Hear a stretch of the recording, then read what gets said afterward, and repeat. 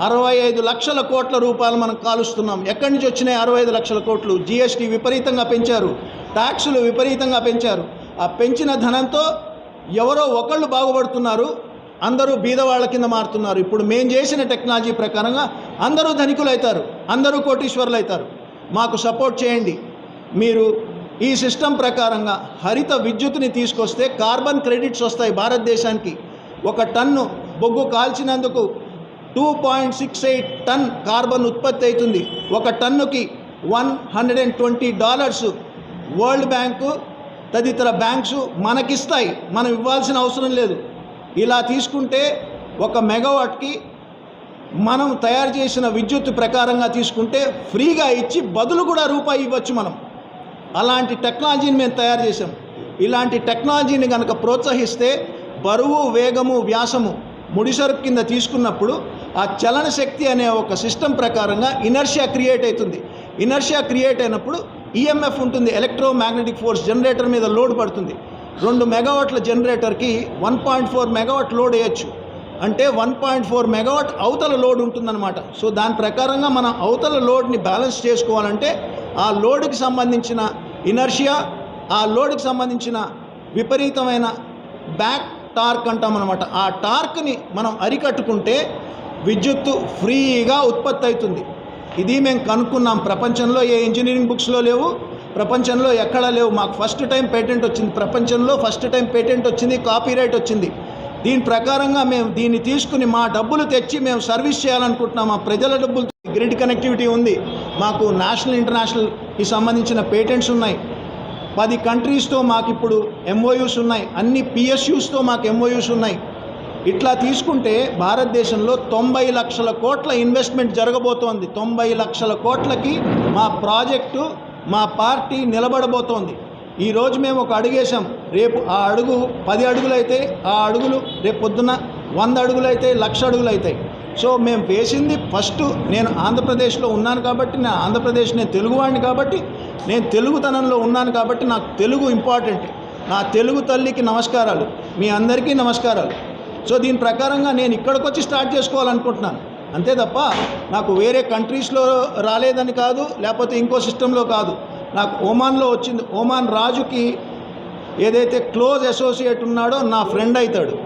ఇట్లా 10 కంట్రీస్లో నాకు నా ఇన్ఫ్లుయెన్స్ ఉంది, నా సిస్టమ్ ఉంది. నేను టెక్నాలజీ బేస్డ్ డబ్బులు ఇండియాలో పెట్టి ఎంప్లాయ్మెంట్ తీసుకొచ్చి మీకు నేను సేవ చేయాలనుకుంటున్నాను. మీ డబ్బులతో నాకు ఎటువంటి సంబంధం లేదు, నాకు ఎటువంటి పార్టీలతో సంబంధం లేదు. మా డబ్బులు తీసుకొస్తాము మేము. మా సిస్టమ్ వచ్చినప్పుడు జిఎస్టీ తీసేస్తాము, ట్యాక్సులు తీసేస్తాము, మాకు ట్యాక్సులతో పని లేదు. సో ఇంత మంచి సిస్టమ్ మనం పెట్టుకుని ముందరికి వెళ్తున్నప్పుడు మేము భారతదేశంలో ప్రతి చోట కూడా మేము కాంటెస్ట్ చేస్తున్నాము. నెక్స్ట్ మహారాష్ట్ర, హర్యానా, తర్వాత ఛత్తీస్గఢ్, తర్వాత ఢిల్లీ, ఇట్లా అన్ని ఆల్ ఓవర్ ఇండియాలో మేము తీసుకెళ్ళి దీన్ని పరిచయం చేస్తున్నాము. ఈ సిస్టమ్ ప్రకారంగా మాకు ఇంటర్నేషనల్ ఫైనాన్షియల్ కార్పొరేషన్ అనే ఒక సంస్థ మాకు బ్యాకప్ ఇస్తుంది. దీంట్లో వరల్డ్ బ్యాంకు, దీంట్లో ఏషియన్ డెవలప్మెంట్ బ్యాంకు, దీంట్లో తదితర అన్ని డిఫరెంట్ బ్యాంక్స్కి, యునైటెడ్ నేషన్స్కి సంబంధాలు ఉన్నాయి. సో దీని ప్రకారంగా మేము భారతదేశంలో 10 కోట్ల ఎంప్లాయ్మెంట్ని తీసుకొస్తాం. మేము ఈవీ ఛార్జింగు, హైడ్రోజన్ బంక్స్ని మేము పెడుతున్నాం.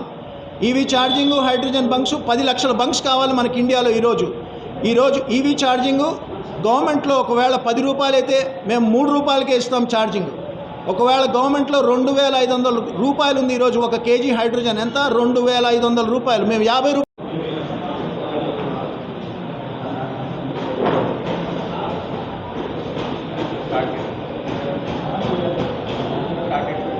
సభకి నమస్కారం అండి. వచ్చిన విలేకరులందరికీ కూడా మా నమస్కారాలు. మీరందరూ మమ్మల్ని ప్రోత్సహించి ముందరు తీసుకెళ్ళగలిగితే మేము ఆంధ్రప్రదేశ్లో young senior rich common people Kings party అనే ఒక పార్టీని తీసుకొచ్చి స్థాపించి ముందరికి అడిగేసి మీ అందరికీ సేవ చేయాలనే దృక్పథంతో వచ్చామండి. నా పేరు డాక్టర్ శ్రీనివాస్ భాస్కర్ చాగంటి. నేను young senior rich common people Kings పార్టీకి అంటే ఈ మొత్తం అంతా డిజైన్ చేసి నిర్వర్తించి దీన్ని సృష్టికర్త, దీని మొత్తం అంతా తీసుకొచ్చింది నేనేనండి. ఈ సొంతంగా నా పార్టీకి సంబంధించిన అనుకూలమైన పేరు, అనుకూలమైన కలర్స్ పెట్టి నేను నా పార్టీని పెట్టుకున్నాను. సో దీన్ని young, senior, rich, common people Kings party అని పెట్టాను. ఎందుకు పెట్టాను అంటే కామన్ పీపుల్ అనేది ప్రజల్లో ఉండే సమస్త కామన్ పీపుల్ అండి. దాంతో మన కాన్స్టిట్యూషన్, మన రిపబ్లిక్ ఆఫ్ ఇండియా అనేది ఒకటి వచ్చింది. ఈ కామన్ పీపుల్లో నుంచి ఒక సమస్య బయటకి దాన్ని పరిష్కారం చేయడానికి చర్చ జరుగుతుంది. ఆ చర్చ జరిగినప్పుడు యంగ్ పీపుల్ బయటకు వస్తారు. యంగ్ పీపుల్ బయటకు వచ్చి ఆ సమస్యని పరిష్కారం చేయడానికి వాళ్ళు అహోరాత్రులు పనిచేసి సీనియర్స్ అవుతారు. రిచ్ క్యారెక్టర్తో ఆ సమస్యని పరిష్కారం చేసిన తర్వాత మళ్ళీ కామన్ పీపుల్లో ఐక్యమైపోతారు. సో దీన్ని యంగ్, సీనియర్, రిచ్, కామన్